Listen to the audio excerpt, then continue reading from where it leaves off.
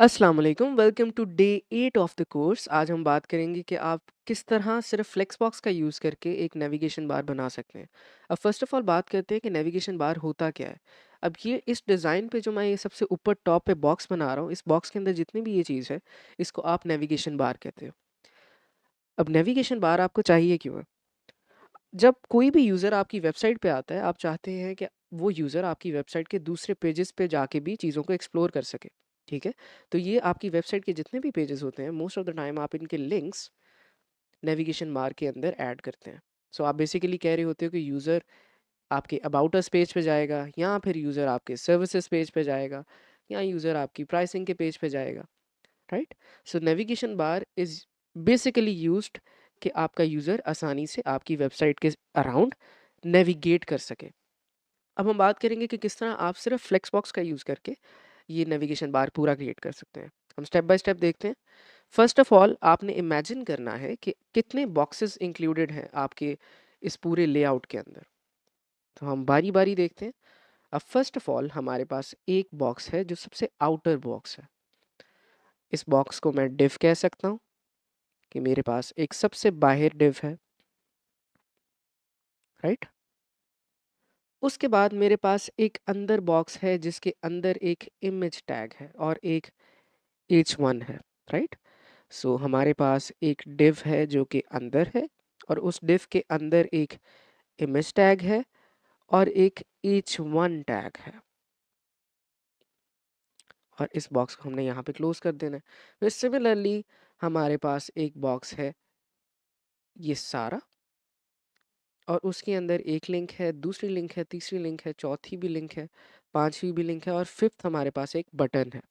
सो हमारे पास एक दूसरा डिव है जिसके अंदर 5 ए टैग हैं, एंकर टैग हैं, इसको मैं 5x से डिनोट कर रहा हूँ, और उसके बाद हमारे पास एक बटन है, और फिर ये डिव क्लोज हो रहा है। ये हमारे पास स्ट्रक्चर है। हम सबसे बाहर वाले डिव को कह देंगे कि ये हमारा nav बार है। ये वाले डिव को हम कह देंगे कि ये हमारा लोगो है, और ये वाले डिव को हम कह देंगे कि हमारी नेविगेशन लिंक्स हैं या nav लिंक्स हैं। और इस बटन को हम नाम देंगे, लेट्स से ये एक सी टी ए है, राइट? कॉल टू एक्शन है, तो सी टी ए बटन है ये।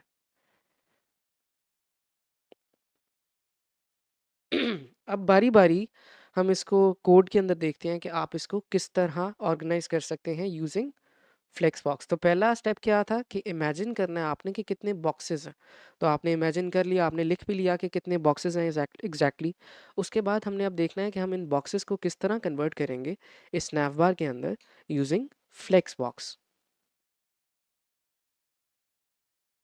अब हम इस इन्हीं बॉक्सेस को जिनको हमने इमेजिन किया था, इसको कोड के अंदर लिखते हैं। सो फर्स्ट ऑफ ऑल हमने एक बेसिक स्ट्रक्चर सेटअप करना है। हमारे पास सबसे बाहर एक डिव था जिसको हमने नाम दिया था किसका, नैव बार का। सो हमारे पास कुछ इस तरह का एक डिव था। उस डिव के अंदर हमारे पास एक दूसरा डिव था जिसको हमने कहा लोगो। उस लोगो के अंदर हमारे पास एक इमेज टैग था, और उस इमेज टैग के साथ हमारे पास एक h1 टैग था, राइट? सो हमने अपना ये भी ओपन कर लिया और ये वाली चीज़ को भी क्रिएट कर लिया। अब थर्ड चीज़ रह गई है, हमारे पास एक थर्ड बॉक्स था जिसको हमने कहा कि ये नेवलिंक्स का बॉक्स है, नेवलिंक्स। और इसके अंदर हमारे पास 5 लिंक्स थी और एक बटन था, सो 5 लिंक्स, जिसको हम लिंक का नाम दे देते हैं। हमारे पास ये 5 थी, हमारे पास 5 लिंक यहाँ पे आ चुकी हैं। और जस्ट अ सेकंड।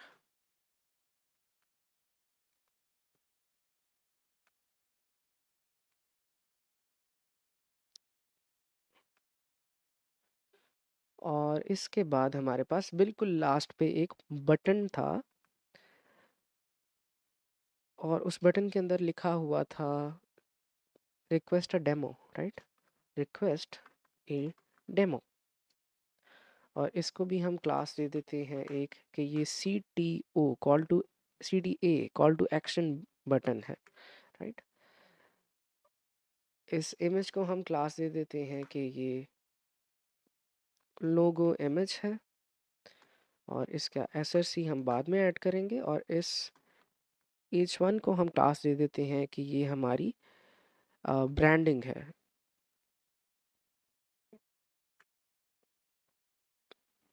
अब हमारे पास फर्स्ट ऑफ ऑल एक बॉक्स था सबसे बाहर वाला, जिसको हमने नैवबार का नाम दिया था।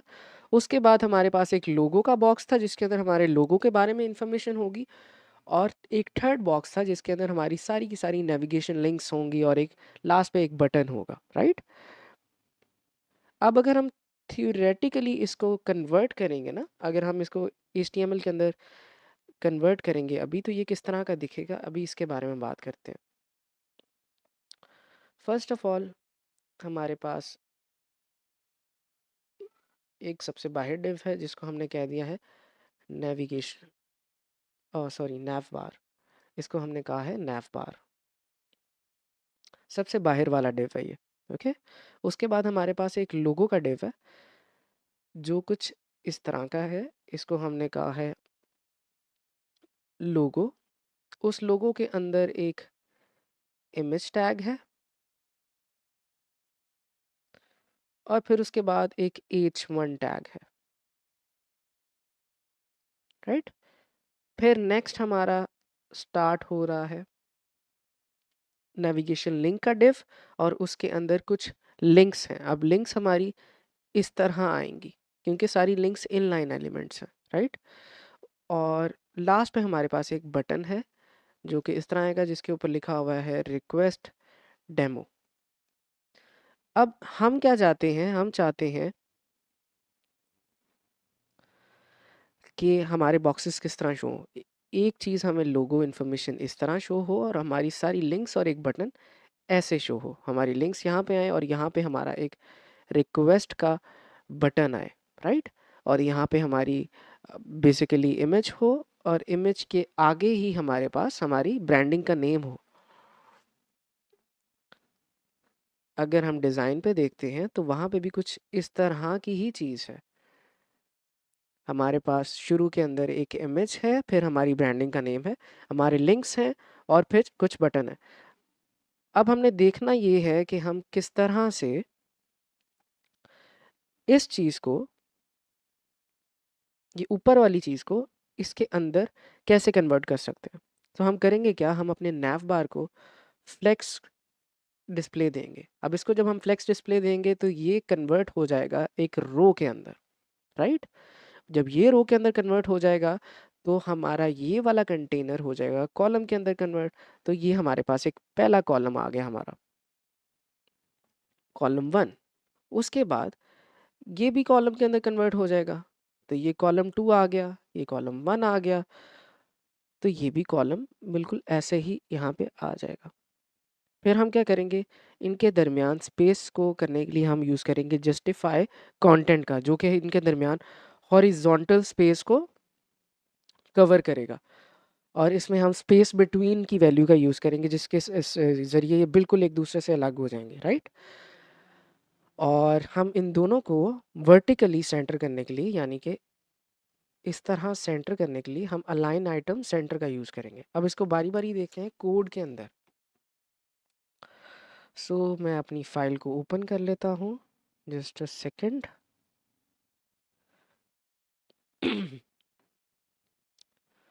फर्स्ट ऑफ ऑल हम ये वाला लोगो यूज़ करेंगे, इसको अपने फोल्डर के अंदर ऐड कर लेते हैं, और इसको नाम दे देते हैं जस्ट ब्लैक स्टार का।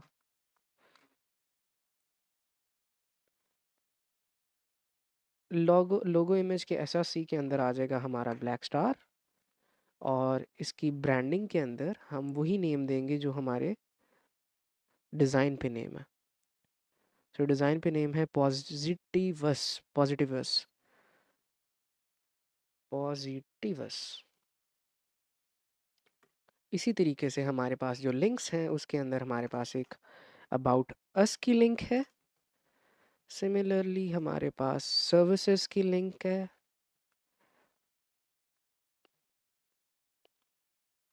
यूज केसेस की लिंक है,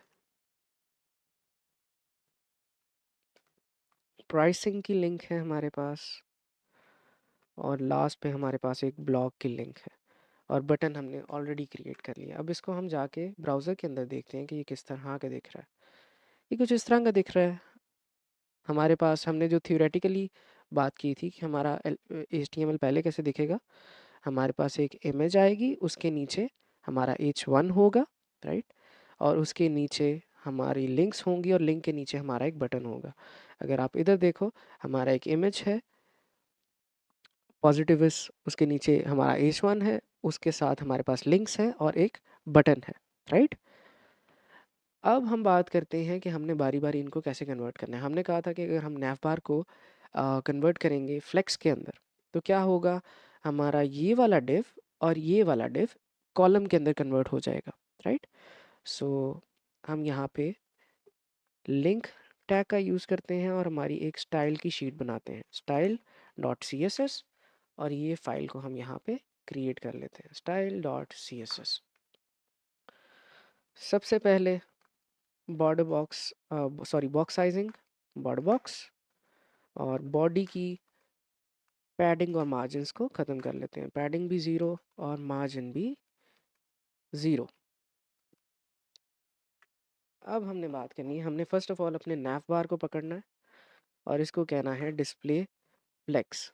क्या होगा, ये इमेज और ये पॉजिटिविटीज जो भी हमारा लोगो का टेक्स्ट है, ये एक कॉलम में आ जाएगा, और ये सारा बॉक्स इंक्लूडिंग द बटन, ये सारा एक कॉलम के अंदर आ जाएगा, राइट। अब ये भी एक कॉलम में आ गया। अब इन दोनों चीज़ों को अगर हमने देखना है तो हम डॉट लोगो और अपना दूसरी की क्या क्लास थी, नैवलिंक्स, डॉट नैवलिंक्स, इनको बॉर्डर दे देते हैं 2 पिक्सल का, सॉलिड ब्लैक, और इसको रीलोड कर देते हैं। अब हमारे पास 2 कॉलम है जिसके अंदर एक इमेज है जो कि बहुत बड़ी इमेज है, तो इसको हम छोटा करते हैं, डॉट लोगो इमेज, और इसका साइज़ जो है, अब ये जो यहाँ पे अब इमेज की हमारे पास एक्सेप्शन है, इसका साइज़ हम चाहते हैं कि बिल्कुल फिक्स हो। क्यों फिक्स हो, क्योंकि हम नहीं चाहते कि जिस तरह स्क्रीन बड़ी हो या छोटी हो, तो इस इमेज का, इस लोगो का साइज़ बढ़े, तो इसके साइज़ को हम फिक्स पिक्सल के अंदर यूज़ करेंगे, यानी कि इसको हम पिक्सल्स के अंदर डिफाइन करेंगे। सो इसकी विड्थ जो है वो मैं चाहूँगा कि लेट्स से 30 पिक्सल हो जाए, और इसकी हाइट भी 30 पिक्सल ही हो जाए।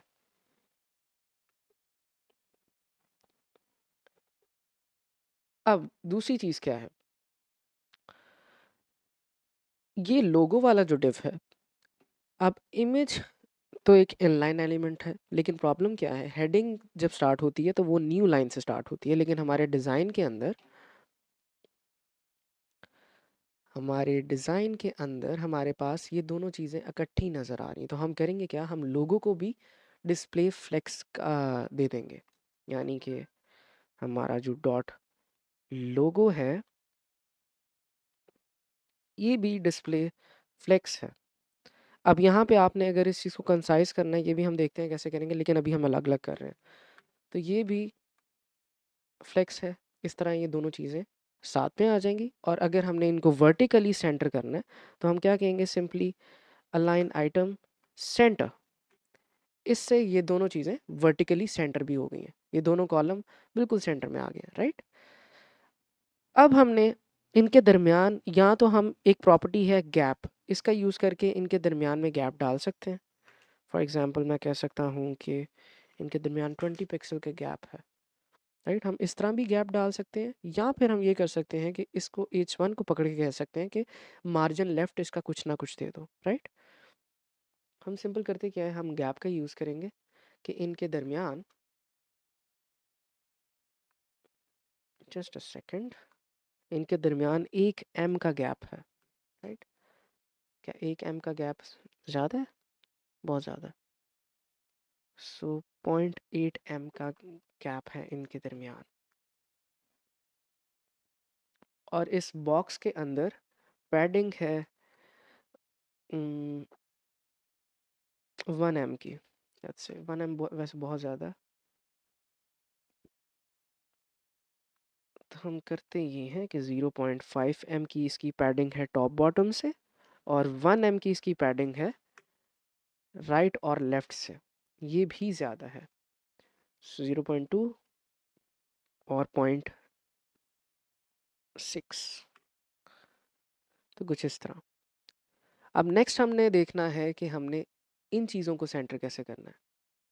ये जो हमारे पास आगे बॉक्सेस हैं, सिमिलरली आप इसके अंदर भी अगर आप बिल्कुल परफेक्ट चाहते हैं, अगर आप बिल्कुल परफेक्ट चाहते हो तो फर्स्ट ऑफ ऑल तो हम इन चीज़ों को अलग करते हैं, नैव बार के अंदर आते हैं जो सबसे हमारे पास टॉप पे चीज़ है। इसके दरमियान जस्टिफाई कंटेंट स्पेस बिटवीन का अगर हम यूज़ करते हैं, अब ये दोनों कॉलम अलग हो जाएंगे। एक कॉलम बिल्कुल लास्ट पे चला गया, एक कॉलम बिल्कुल शुरू में आ गया। अब नैव बार को भी हम बॉर्डर दे देते हैं एक रेड कलर का, ताकि हमें साथ साथ चीज़ें समझ आती रहें। 2 पिक्सल सॉलिड। अब हो क्या रहा है, नैव बार है वो फ्लेक्स है, तो हमारे पास दो जो डायरेक्ट चिल्ड्रन है, नैव बार हमारा फ्लेक्स है, एक कॉलम ये है जो कि ये है, उसके बाद एक कॉलम है हमारे पास नेविगेशन बार का और नेविगेशन लिंक्स का। अब हमने नेविगेशन लिंक्स की बात करनी है। डॉट नेविगेशन डॉट नैव लिंक्स हम इस वाले कंटेनर को भी कहेंगे कि ये डिस्प्ले फ्लेक्स है। अब जब हम इसको डिस्प्ले फ्लेक्स कहेंगे तो होगा क्या, ये सारे के सारे आ जाएंगे कॉलम के अंदर, राइट। हम जैसे इसको रीलोड करते हैं ये सारे के सारे आगे कॉलम के अंदर। अब हम पहली बात तो करेंगे अलाइन आइटम्स सेंटर। अब ये बिल्कुल सेंटर में आ गए और इसके बाद हम बात करेंगे कि इनके दरमियान गैप कितना होना चाहिए। इन सब के दरमियान 0.5 m का गैप डाल दिया हमने।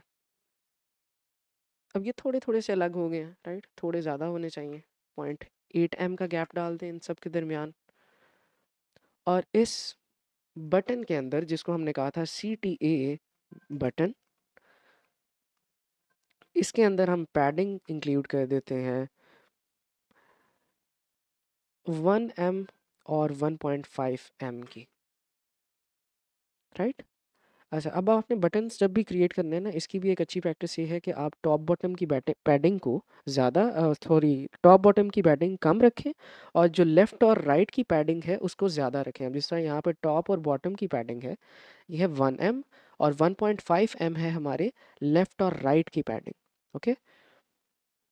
इसी तरीके से अब हम पहले तो अपने बॉर्डर्स को अगर हटाएं, लेकिन उससे पहले एक काम करते हैं कि अपनी लिंक्स को कलर कर देते हैं।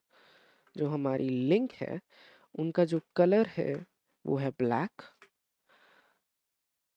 और उसके बाद उनकी जो टेक्स्ट डेकोरेशन है वो नन है, यानी कि उनकी अंडरलाइंस नहीं है, राइट। तो ये अंडरलाइंस ख़त्म हो जाएंगी। उसके बाद हम इनका थोड़ा सा फॉन्ट साइज इंक्रीज कर लेते हैं, इसको 1.2 रेम रखते हैं ताकि ये थोड़ी सी बड़ी हो जाए, राइट।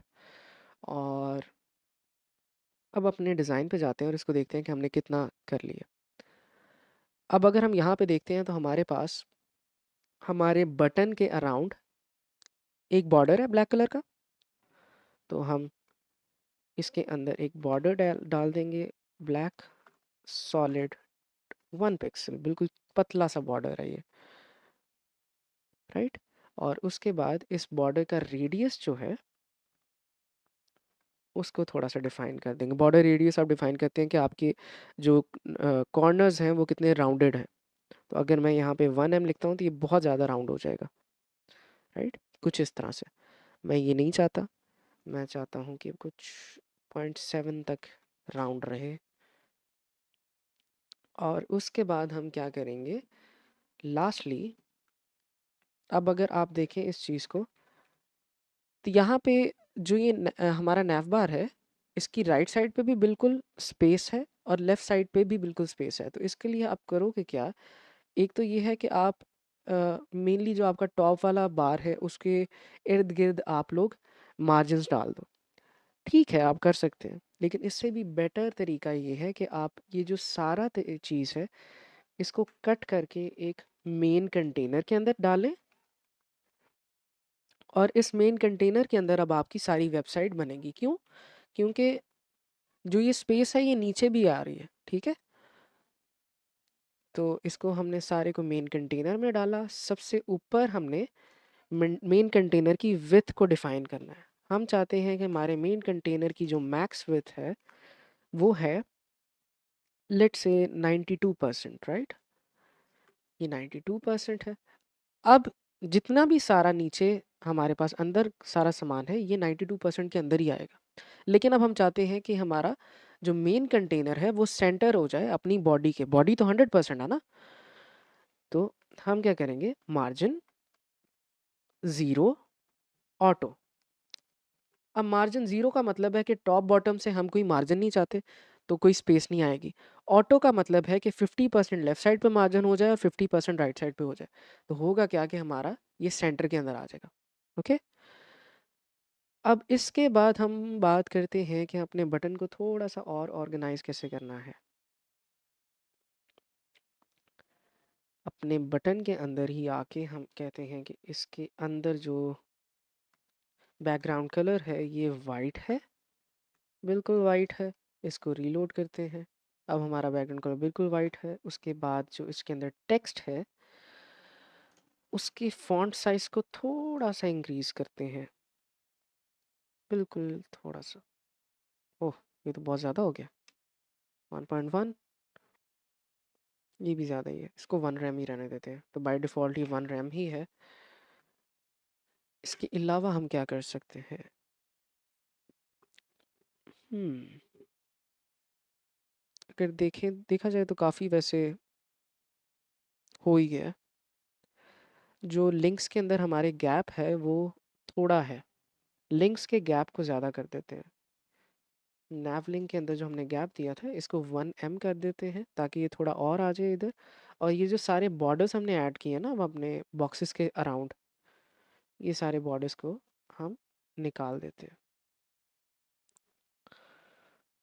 और इसके अलावा कहाँ पे बॉर्डर था हमारे पास,